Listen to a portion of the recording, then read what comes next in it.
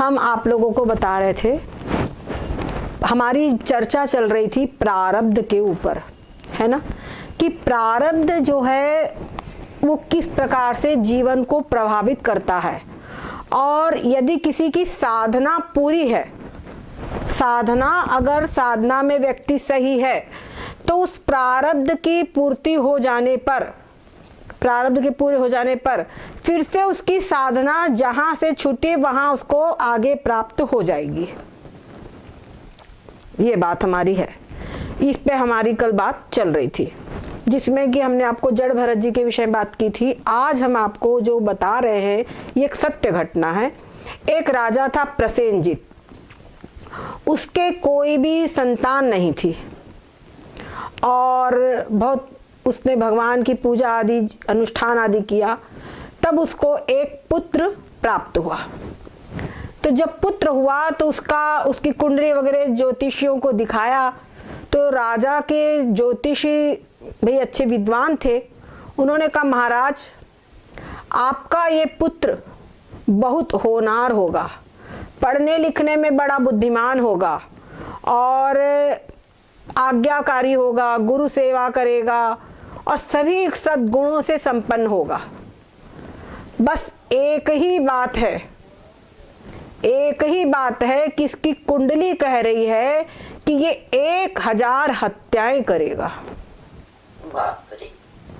राजा ने कहा भाई ये तो बड़ी विचित्र बात है, 1000 हत्याएं करेगा ये।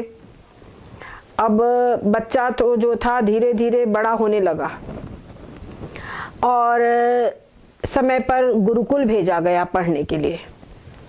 जब गुरुकुल में भेजा गया वहां पर भी बहुत आज्ञाकारी, गुरु का प्रिय और गुरु माता का भी प्रिय, सब कुछ बहुत अच्छा था ये। अब सब कुछ होने पर इसकी शिक्षा पूरी हो गई, सबका आज्ञाकारी, सब राजा चकित कि ज्योतिषियों की भविष्यवाणी क्या थी इसके, तो सब जो लक्षण है वही बिल्कुल अलग है। इस प्रकार से राजा को मन में भय भी था, लेकिन इस बात से बड़ा उनको संतोष भी हो रहा था। अब हुआ ये कि वो बालक गुरु माता का अत्यंत प्रिय था, तो माता उसको एक बालक की तरह स्नेह करती थी। तो एक दिन मतलब क्या हुआ कि जब ये बच्चा बहुत होनहार था, तो एक बात होती है ना, जहां पर पे कहीं कोई प्रतिभा होती है, कहीं कोई उत्कर्ष को प्राप्त होता है, तो वहां ईर्ष्यालु लोग भी तैयार हो जाते हैं। तो यही उस बालक के प्रारब्ध को बस हो गया गड़बड़ी। तो वहां पे भी उसके जो कुछ लोग थे, जो उसके गुरु भाई थे, वही लोग बहुत ईर्ष्यावश उन्होंने जाकर गुरुजी से शिकायत की कि गुरुजी ये ठीक नहीं है, इसकी तो माताजी से ही व्यवहार इसका ठीक नहीं है, हम क्या कहें, माताजी की भी दृष्टि ठीक नहीं है, इसकी भी ये ठीक नहीं है और हम मुंह से कह नहीं सकते, आदि आदि बातें उन्होंने गुरुजी से कह दी। गुरुजी ने को विश्वास नहीं हुआ कि इस प्रकार की बात। लेकिन एक दिन क्या हुआ कि गुरुजी घर पर वापस आए और उन्होंने अचानक देखा कि ये जो बालक था इधर, ये बाहर से थक कर के आया, इसको थकान लग गई, नींद लग गई। गुरु माता ही पास में थी, उसको बैठाया, इसको कुछ सिर में दर्द हो रहा था, तो गुरु माता उसके सिर को दबाने लगी प्रेम से। बालक है, बच्चा है, उसका सिर दबाने लगी और सिर दबाते दबाते वो गुरु माता के सिर में, गोद में सिर रख करके सो गया। तो माता ने भी सुला लिया, चलो भाई बच्चा है करके वहीं लेट गया वो।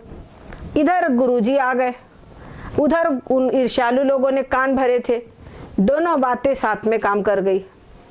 उन्होंने कुछ कहा नहीं, किसी से भी कुछ नहीं कहा, न अपनी पत्नी से, न उस बच्चे से, न अन्य बालकों से, किसी से भी कुछ नहीं कहा। अब इसके बाद में ये हुआ कि एक दिन का इस बच्चे से कहा कि तुम बड़े होनहार हो, कुछ दक्षिणा नहीं दोगे? तो ने कहा दूंगा दक्षिणा, बताइए आप क्या दक्षिणा चाहते हैं, जो आप कहेंगे वो दूंगा। तो बोले ठीक है वचन दो। मैंने कहा वचन दिया। तब गुरुजी ने दक्षिणा मांगी कि तुम 1000 हत्याएं करो। गुरुजी ने दक्षिणा मांगी कि तुम 1000 नर हत्याएं करोगे, यही मेरे को तुमसे गुरु दक्षिणा चाहिए। अब क्या था, गुरु की आज्ञा थी, उसने स्वीकार कर लिया और वो जा करके जंगल में किया। अब गिनना पड़ता था, अब 1000 कहाँ तक गिने, तो वो जो भी यात्रीगण आते उनको मार डालता और उनकी उंगली की माला पहना गले के अंदर में पहन लेता, ताकि 1000 हत्याएं 1000 उंगली में गिन सकूं। अब होते होते जब इतनी हत्याएं की तो उसका हृदय भी क्रूर बन गया। जैसा कर्म करो वैसा ही हृदय बन जाता है, ये होता है। अब देखो जैसे डॉक्टर लोग ही है, अगर स्टार्टिंग के अंदर में इनको भी खून देखने के लिए, जो व्यक्ति खून कभी नहीं देखता उसको खून देखते नहीं बनेगा, और डॉक्टर लोग वहां जाते हैं तो इसीलिए जो भी पेशेंट होता है उसके संबंधी को वहां पर वो रुकने नहीं देते, क्यों देख नहीं पाएंगे। तो अब इतनी सारी हत्याएं करते करते उसका जो चित्त था वो भी ऐसे ही खूंखार और भयानक बन गया। तो वो जो उसका बात होगी कि वो डाकू बनेगा, वो डाकू बन गया उस प्रकार से। अब हुआ ये कि जब उसकी 1000 हत्या की तो गुरु की आज्ञा का पालन कर रहा था, तो 1000 हत्याएं उसकी होते होते पूरी हो गई, पर वो गिन नहीं पाया।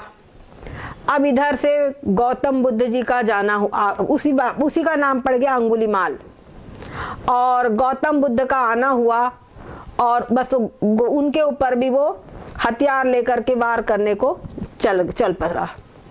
अब इसके बाद में बुद्ध जी ने कहा मैं तो ठहर गया हूं, तुम भी ठहर जाओ। बस बुद्ध के ये शब्द थे, उसके अंदर में एकदम से वो उसका जो प्रारब्ध था, वो प्रारब्ध उसका पूरा हो चुका था, गुरु की आज्ञा पूर्ण हो चुकी थी। तो इसमें तुरंत ही उसका जो मस्तिष्क था उसका परिवर्तन हो गया और उसके अंदर में विवेक जागृत हो गया और वो तुरंत रुक गया। उसके बाद में वो गुरु उनके बुद्ध भगवान से उन्होंने भिक्षुक हो गए, वो उनसे दीक्षा ले ली। अब उसके बाद में जब ये कहीं पर भिक्षा आदि लेने के लिए जावे शहर में, तो नगर में लोग अरे देखो ये वही डाकू है अंगुलीमाल, इसने हमारे पिता को मार डाला था, कोई बोले हमारे भाई को मार डाला था, कोई हमारी बहन को मार डाला था, मारो मारो मारो करके इसके पीछे पड़ गए। और एक दिन इसकी अच्छे से सब लोगों ने खूब मिल करके पिटाई कर दी। पर अब तो ये अहिंसा की दीक्षा ले चुके थे, तो इन्होंने किसी को कुछ भी नहीं कहा, कुछ नहीं, और चुपचाप आ गए बहुत जोर से, मतलब पूर्ण रूपेण लहूलुहान होकर के ये आए आश्रम के अंदर में। व्यथित इनका हृदय हो गया, क्या करूं मैं। तो बुद्ध भगवान ने कहा तुम चिंता न करो वत्स, तुमने जितनी भी हत्याएं की है आज तक, उतनी तुम्हारी सारी हत्याओं का ये सब जो मार इन लोगों ने पिटाई की है, इससे तुम्हारा सबका प्रायश्चित हो गया, इसलिए तुम किसी भी प्रकार से चिंता मत करो। तो तुम्हारी सभी हत्याओं का प्रायश्चित हो गया है। तो बात यहाँ पे समझने की है कि उस बालक का, वो बालक भला होनहार था लेकिन प्रारब्ध था डाकू बनने का, तो 1000 हत्याएं किया, वो तो डाकू बन गया। लेकिन अपनी जान में उसने वो कार्य की शुरुआत कैसे की थी? गुरु की आज्ञा से, है ना। गुरु की आज्ञा मानने के लिए उन्होंने कार्य की शुरुआत की थी। तो परिणाम स्वरूप क्या हुआ? वो कार्य, उसका जो भयानक कार्य था, वो भयानक कार्य होते हुए भी अंत में उनका हित ही हुआ, उनका मंगल हो गया। ये बात यहाँ पे समझने की है, ठीक है। तो इस प्रकार से अगर, इसलिए कहते हैं मातु पितु गुरु सिख माले, परहि कुमग चलई कुमग मग, चलई कुमग मग परई न खाले। अगर माता पिता गुरु की आज्ञा मान करके कोई कुमग पर भी चलता है तो भी उसका अकल्याण नहीं होता है, समझ गए? उसका कल्याण नहीं होता है, अंत में उसका कल्याण ही होता है। ये बात बता रहे थे। तो प्रारब्ध अगर है तो किसी ना किसी प्रकार से, अब वो बालक होनहार था लेकिन प्रारब्ध था, तो वहां पर उनके ईर्ष्यालु शिष्य वो मिल गए गुरु भाई, उन्होंने उल्टी सीधी शिकायत करी। गुरु महाराज की भी वैसी बुद्धि हो गई, उन्होंने उनके ऊपर विश्वास कर लिया और वैसा ही योग बन गया उसको, उनको भी वैसी चीज देखने को मिल गई जो कि बात थी नहीं, लेकिन भ्रम हो गया। समझ गए? तो ये प्रारब्ध होता है व्यक्ति का, जो प्रबल प्रारब्ध होता है वो इस प्रकार से योग बनाता है। ठीक है, ये बात होती है। 227 यहाँ पे कहते हैं सत्यम ज्ञान अनंतं ब्रह्म विशुद्धं परं स्वतः सिद्धं नित्यानंदैक रसं प्रत्यग अभिन्नं निरंतरं जयति। ठीक है, कहते ब्रह्म सत्य ज्ञान स्वरूप और अनंत है। ठीक है, अब ये जो कहते हैं यहाँ पर कहीं पर भी श्रुति में आप पढ़ोगे तो यहाँ कहा गया जा रहा है ब्रह्म सत्य ज्ञान स्वरूप और अनंत है। अब आपको चिंतन क्या करना, मैं ब्रह्म सत्य ज्ञान स्वरूप और अनंत और आनंद स्वरूप हूँ, ये मैं हूँ। ब्रह्म है बोलते हैं, तुम कहो कि मैं हूँ। जैसे तुम्हारा नाम लेके कोई कहे कि शारदा जो है बड़ी दुष्ट है, तो तुमको शारदा तुम अपने आप में ले लोगे कि मुझे कहा गया है कि नहीं? अपने आप ले लोगे और उसका तुमको जो बुरा लगना है, गुस्सा आना है, विक्षेप होना अपने आप हो जाएगा। उसी प्रकार से जब यहाँ पर कहा जा रहा है कि ब्रह्म सत्य और ज्ञान स्वरूप है और अनंत है, शुद्ध है, तो वैसे तुम्हारे अपने में हो जाए कि मैं ब्रह्म यानी, जैसे वहां पे शारदा यानी मैं, वैसे यहाँ ब्रह्म यानी मैं। तो जो कुछ हो रहा है अपने में, मैं ब्रह्म हूँ, आनंद स्वरूप, अनंत हूँ, सत्य हूँ। और वो जैसे गाली देने पर अपने को मन में विक्षेप शुरू हो जाता है, क्रोध शुरू हो जाएगा, है ना? उसी प्रकार से यहाँ पर आनंद अनुभूति बराबर शुरू हो जाएगी। ठीक है, तो ये अभ्यास में आप लोग पहुंचिए। मैंने आपको बहुत दिन पहले बताया था शरीर का एक एक अंग अलग है, मैं अलग हूं। ये अभ्यास करते हैं कि नहीं? आप लोग करते हैं ना? ये अभ्यास जरूर करें, तो इससे आप लोगों को फीलिंग्स आती है कि अलग हूं मैं और अलग शरीर अलग है, ऐसी फीलिंग्स आती है? हाँ, आप करिए। हाँ, थोड़ा इसको और ध्यान दीजिए, आएगी फीलिंग्स। थोड़ा शांति से करिए, ऐसा नहीं कि एक स्पीड में। ये अलग है, सिर अलग है, सिर का जानने वाला मैं हूं। तो एक ही एक चीज को आप फील करते हुए धीरे धीरे आगे बढ़िए, आएगी फीलिंग्स। हाँ ठीक है, आप करते हैं, सभी के लिए, सभी के लिए हम बोल रहे हैं ना, सबको सबको। एक जन को आती है, लेकिन अब जिसको नहीं आती उनके तरफ भी तो ध्यान देना है ना? हाँ, सभी के लिए बोल रहे हैं। आपको आती हम समझ गए, लेकिन और भी तो लोग हैं, है ना? ये बात ध्यान दीजिए।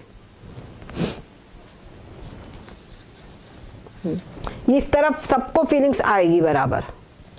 ठीक है, और एक वो बताया था हमने, शरीर पंच महाभूतों का है, तो पंच महाभूतों के एक एक तत्व उनको देते जाना, और उसमें जो शेष रहा सो हम। आप ये करते हैं भैया ब्रह्म सिंह जी?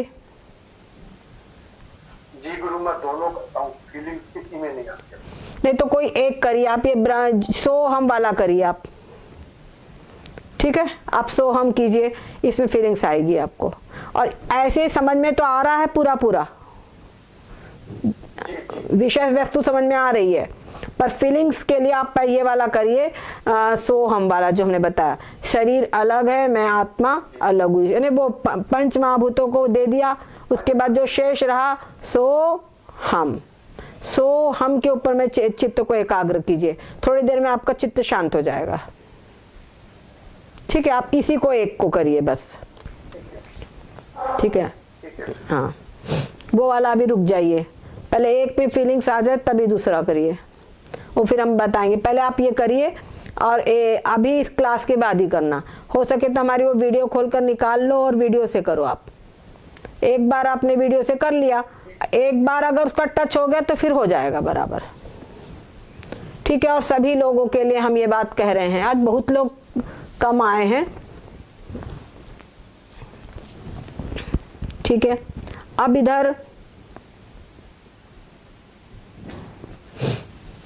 हाँ क्यों गुरु माता, ये जैसे ये फीलिंग्स आती है, मतलब चीज देखा होता है, इसके बाद में थोड़ा सा आनंद आता है, थोड़ा सा आनंद फिर वो थोड़ा वापस से हो जाता है। वो तो धीरे धीरे आगे बढ़ेगी गाड़ी, एक ही दिन में सब कुछ नहीं हो जाएगा। ठीक है, ठीक है। अभ्यासेन अभ्यास और वैराग्य, अभ्यास इसमें बहुत जरूरी है।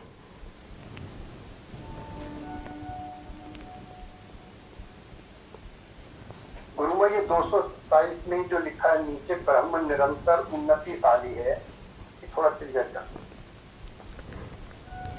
देखो, ब्रह्म सत्य ज्ञान स्वरूप और अनंत है, ठीक है। वह शुद्ध पर मतलब सबसे परे, स्वतः सिद्ध मतलब उसको सिद्धि करने के लिए किसी दूसरे की आवश्यकता नहीं है, वो स्वतः सिद्ध है, उसी के द्वारा सब कुछ सिद्ध है, वो उसको सिद्धि के लिए किसी दूसरे की आवश्यकता नहीं है। ब्रह्म स्वतः सिद्ध है, ये कहने का अभिप्राय है। स्वयं ज्योति जैसे कहा, नित्य है, नित्य ने मालूम ही है, हमेशा रहने वाला, एकमात्र मतलब एक अकेला है, ठीक है।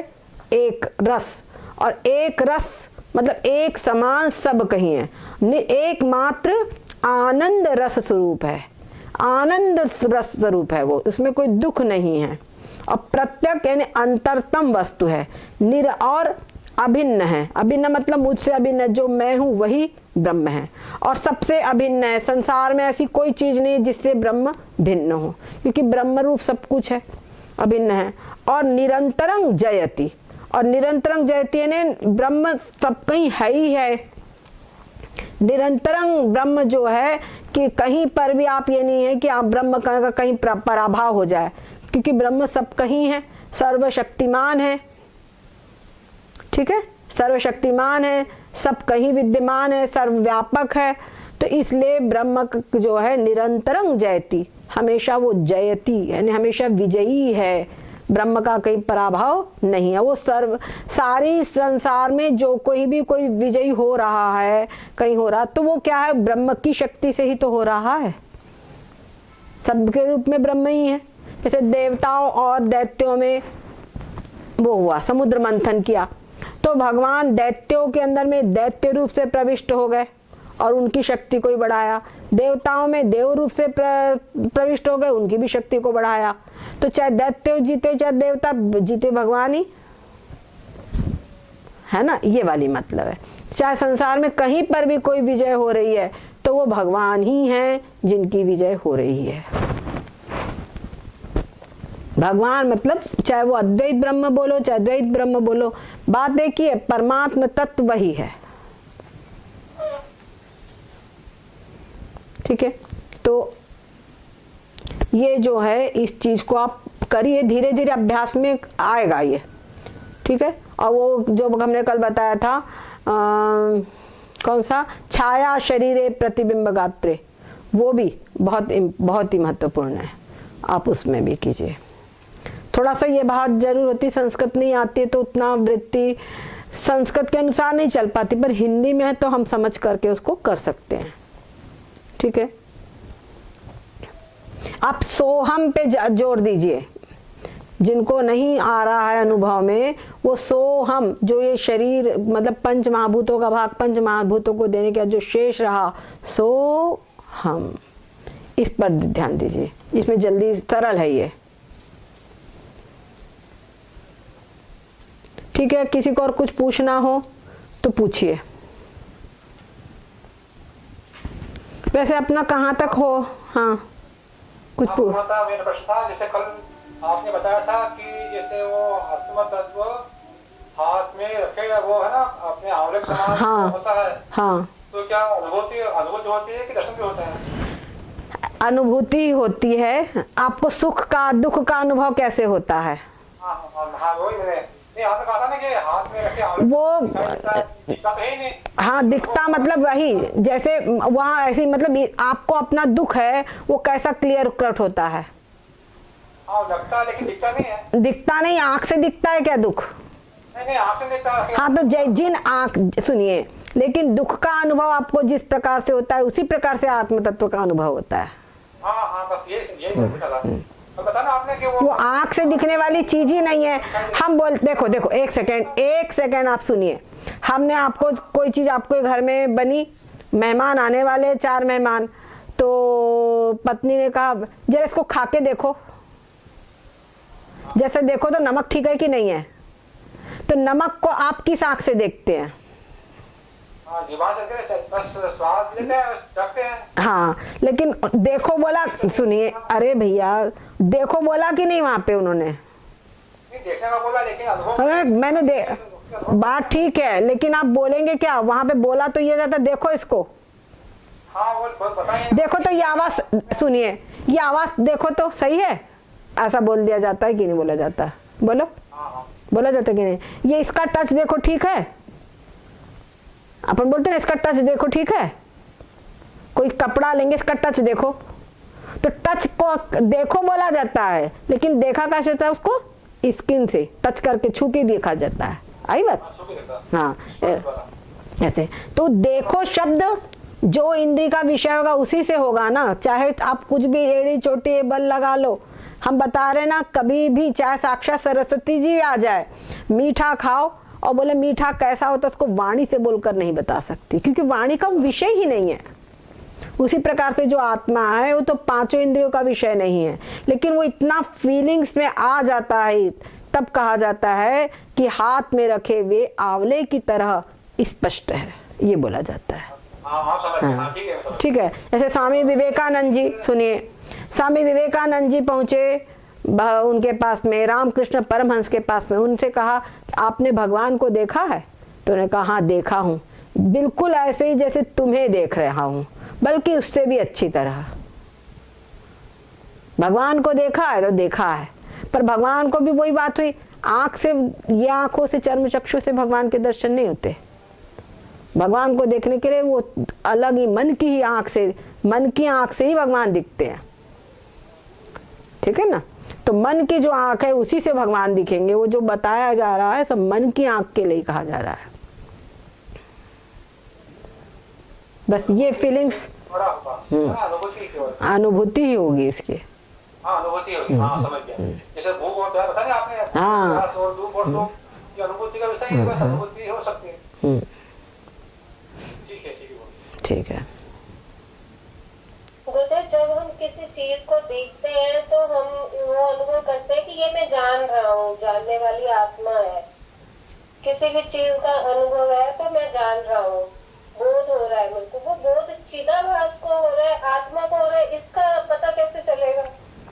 देखिए, जो सामान्य रूप से है तो बुद्धि से ही चिदाभास को देखता है, देखना वगैरह ये सब चीजें, जो स्थूल चीजों का बोध है, ये बुद्धि से चिदाभास को हो रहा है, ठीक है। और मैं जो हूं, मैं चिदाभास नहीं हूं, मैं चिदाभास जिसका प्रतिबिंब है वो बिंब मैं हूं।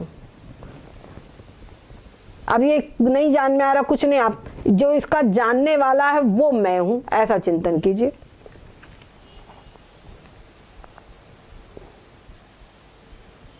ठीक है ना? जो इसका जानने वाला है वो मैं हूं।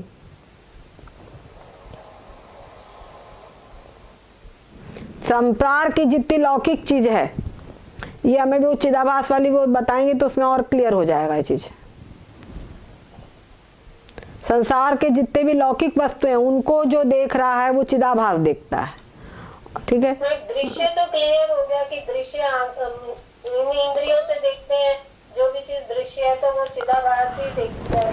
दृश्य भी मन आत्मा से होता है, तो मन देखता है तो वो आत्मा देखती है, चिदाभास देखता है। यहाँ थोड़ा कंफ्यूजन हो जाता है। ये कंफ्यूजन धीरे धीरे अभ्यास से दूर होगा, क्योंकि कैसी चीजें ना शब्दों में इनको समझाना मुश्किल है। धीरे धीरे आप खुद ही समझते जाओगे। और बस एक चीज है कि मैं चेतन आत्मा इनसे अलग हूँ, बस। जिस दिन सुख दुख लाभ हानि किसी में भी अंतर नहीं लगेगा ना, उस दिन समझ लेना कि हम ब्रह्म स्वरूप हो गए करके। सही बात है। सब में बराबर रहना, सम रहना। बराबर दृष्टि जब हो जाएगी तब समझना कि हम में कुछ आ गया है करके।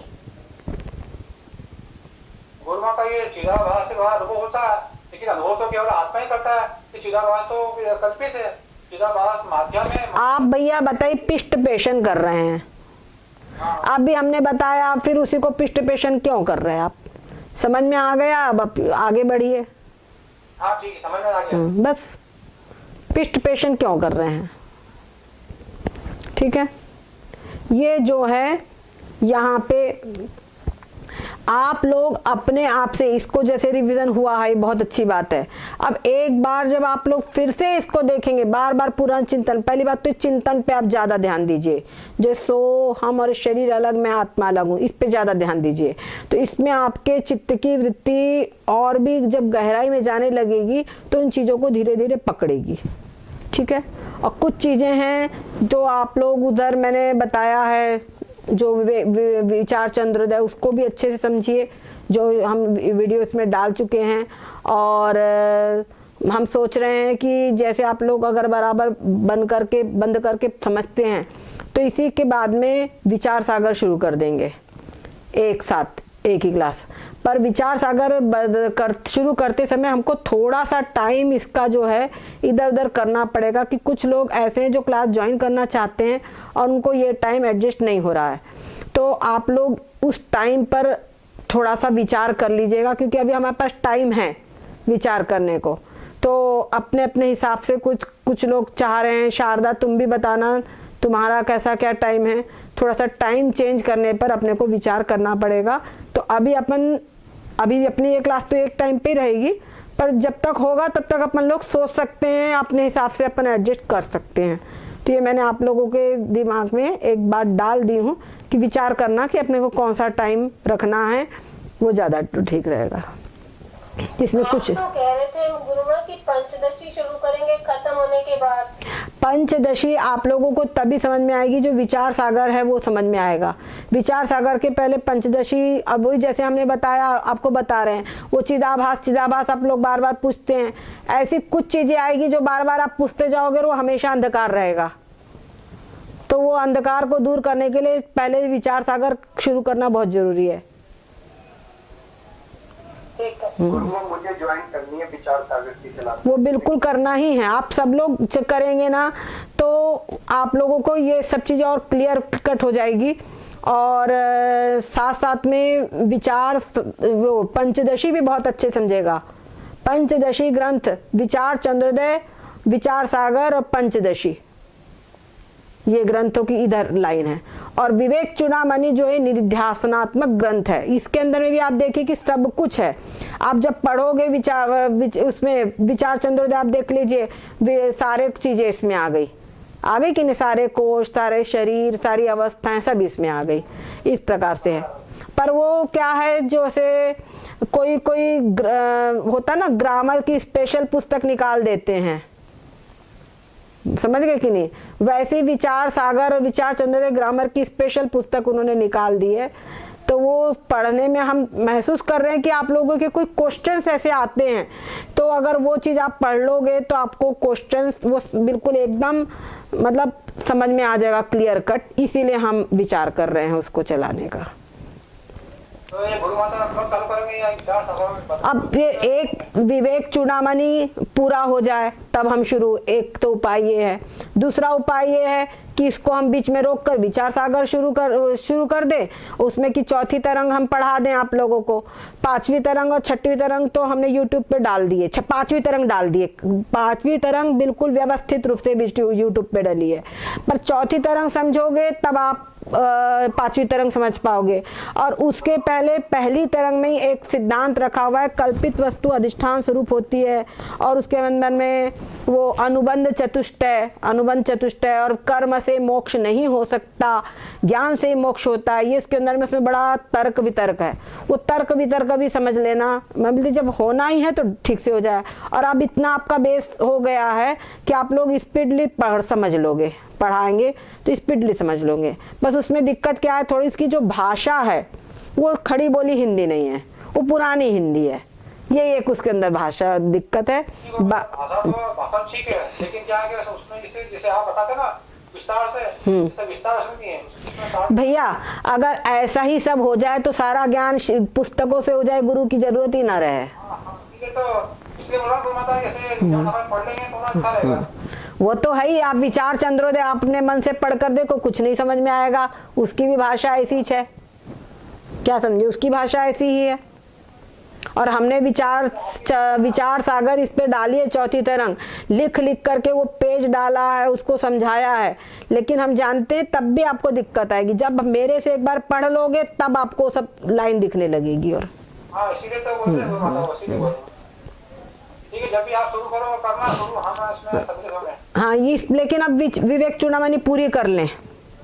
हाँ, जब भी आपका बनेगा तभी होगा वो तो, है ना। अब विवेक चूड़ामणि पूरी कर लें, तब तक के फिर कर लेंगे। चलो अब कुछ और किसी को कोई प्रश्न तो नहीं पूछना है क्या? हम आगे बढ़ाएं किसको? वृत्ति व्याप्ति वाला हमको अब कल फ्रेश मूड में बताएंगे, आज नहीं बता सकते क्योंकि आज काफी टाइम बीत गया है। अब 6:30 बज गए, अब बता के कोई मतलब नहीं। अब तो टाइम ही पूरा हो गया। तो कल अपन वृत्ति व्याप्ति वाला डालेंगे।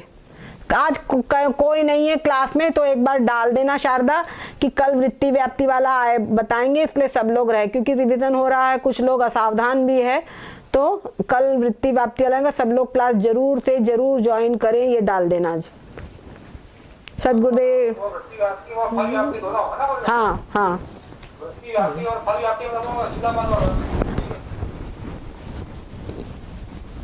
ठीक है। सदगुरुदेव भगवान की जय हो, सच्चिदानंद भगवान की जय हो। हरिओम, मंगलमय हो। ओम नारायण। हाँ, हरिओम, मंगलमय हो। वो विचार सागर की जो लैंग्वेज है ना, वो जो दक्षिण भारत वाले उनको विशेष कठिन पड़ेगी, तो हमको उसको हिंदी में बताना पड़ेगा। ये है क्या दीदी? विचार सागर में जो भाषा है ना, हिंदी भाषा, वो आप लोगों के लिए ज्यादा कठिन पड़ेगी। हाँ, लेकिन हम उसको जैसे अभी हमारे YouTube पे आप वीडियो देखते हैं तो वो आपको अच्छे से समझ में आते हैं। वो खोल के बताना पड़ेगा तब आप लोगों को समझ में आएगा। वो विचार चंद्रोदय, उसकी भी ओरिजिनल जो बुक है उसकी लैंग्वेज भी वैसी पुरानी हिंदी है। अच्छा, हाँ, और वैसे भाषा में मिलते हैं तो अच्छा है, मगर ये है ना विवेक चूड़ामणि हमारा भाषा में है। हाँ हाँ, हमको बहुत इजी है। हाँ हाँ हाँ, हमारा भाषा। हाँ देखते हैं दीदी, इधर एक स्टोर है वेदांत बुक हाउस। नहीं, वेदांत बुक हाउस में देख लीजिए, मिल जाए तो बहुत अच्छा है।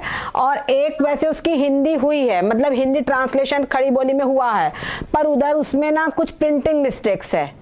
तो प्रिंटिंग मिस्टेक के कारण मैं सबको सजेस्ट नहीं करती कि वो पुस्तक आप लो। वो मेरे पास मैंने रखी हुई हूँ तो मैं ही उसका हिंदी करके बता देती हूँ, पर कभी कभी जब प्रिंटिंग मिस्टेक रहती तो मेरा ही दिमाग घूम जाता है।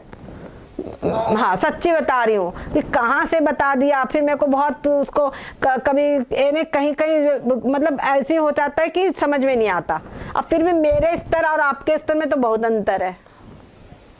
हाँ, ये है। हाँ, कौन क्या चीज? पंचदशी अभी आपको खरीदने के लिए हमने कहाँ बताया? नहीं, कभी ले तो कौन सा लेना चाहिए? ये हम थोड़ा सा विचार करके बताएंगे आप लोगों के लिए कौन सी लेना है। बहुत सारी पंचदशी है और जो सबसे अच्छी पंचदशी है वो अवेलेबल नहीं है मार्केट में। ये एक समस्या है।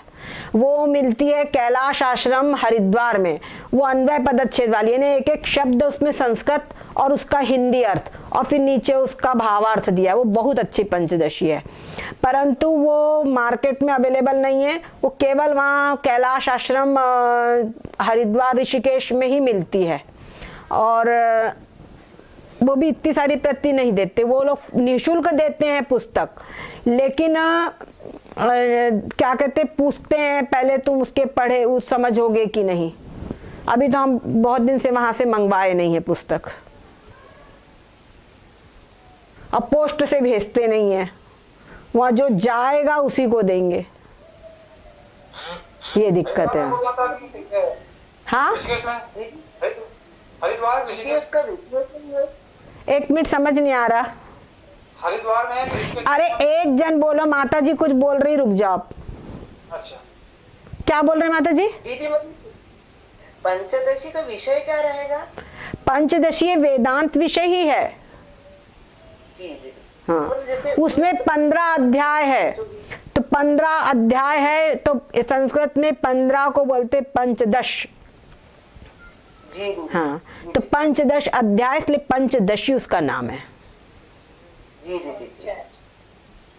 दीदी मैंने सोची वो पंचदशी सौभाग्य पंचदशी महामंत्र है ना, उसके पर नहीं नहीं नहीं नहीं नहीं नहीं नहीं, वो अलग है। वो पंचदशी मंत्र अलग चीज है। पंचदशी विद्यारण्य स्वामी जी का लिखा हुआ ग्रंथ है। ये मिलेगा दक्षिण भारत में, इंग्लिश में तो मिलता है, इंग्लिश में मिलता है पंचदशी ग्रंथ, विद्यारण्य मुनि का लिखा हुआ है।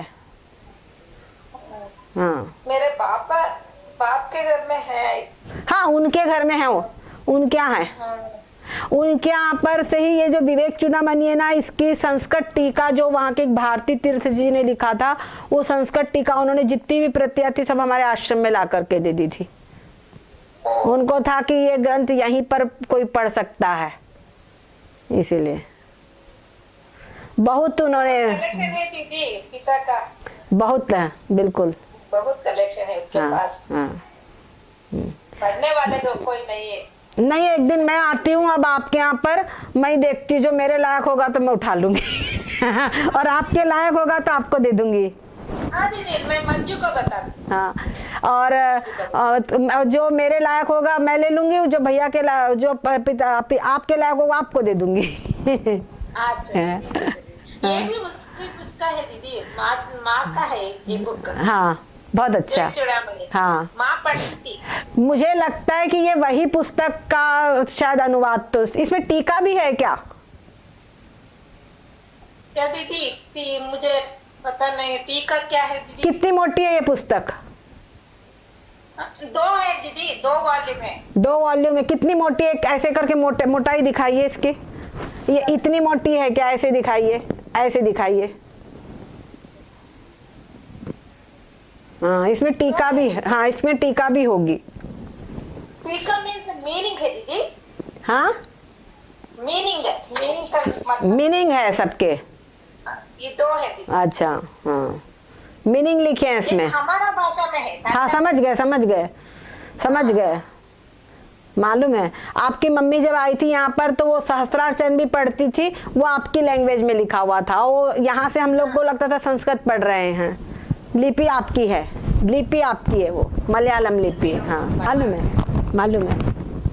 बहुत अच्छा। पंचदशी होगी जरूर, पंचदशी होगी जरूर आपके यहाँ। याददाश्त नहीं है दीदी। हाँ, याददाश्त नहीं है। ढूंढना है। हाँ, हमको ही ढूंढना है। हाँ, उपनिषद भावधारा है ना दीदी। हाँ, हाँ, और वो स्वामी जी हम लोग उधर आए थे ना, वो पढ़ के बताया था। हाँ, आपके यहाँ कंप्लीट वर्षा स्वामी शंकराचार्य, भगवान शंकराचार्य जी होगा? नहीं दीदी, वो रामकृष्ण आश्रम का है। रामकृष्ण आश्रम का होगा इंग्लिश में? नहीं, कन्नड़ा में भी है। कन्नड़ा नहीं, हिंदी में भी होगा शायद, इंग्लिश में भी होगा। हाँ, दीदी इधर तो, ही है, हमारे इधर हाँ, ही है। मैंने माँ से लेके आई। अच्छा किया, अच्छा किया। अच्छा, इतने में पूरा है कंप्लीट? ये आपकी लैंग्वेज में है? हाँ, हमारे लैंग्वेज में है। अच्छा, बहुत अच्छा। इसको पढ़िए। इसमें मनोबुद्धि अहंकार चित्तानि नाम अब समझ में आएगा आपको। आत्माष्टक है, निर्वाण अष्टक है, ये सब कुछ आपको समझ में आएगा। बहुत अच्छा। उसी में अद्वैतानुभूति भी एक ग्रंथ है। अद्वैतानुभूति ग्रंथ भी बहुत अच्छा है। और विचार चंद्रोदय का एक अध्यास चैप्टर छोड़ के, विचार चंद्रोदय हमने आपकी वो यूट्यूब पर जो डाला है ना, उसमें हमने पूरा डाल दिया है वेदांत प्रक्रिया में। उसको आप लोग देखिए बराबर। अध्यास चैप्टर हम यहीं पर पढ़ा देंगे आप लोगों को। अध्यास जो छोटा है वो वहाँ पे हमको क्या ऐसा लगा कोई समझ नहीं रहा है तो हमने नहीं डाला था। यहाँ पर हम आप लोगों को पढ़ा के और डाल देंगे।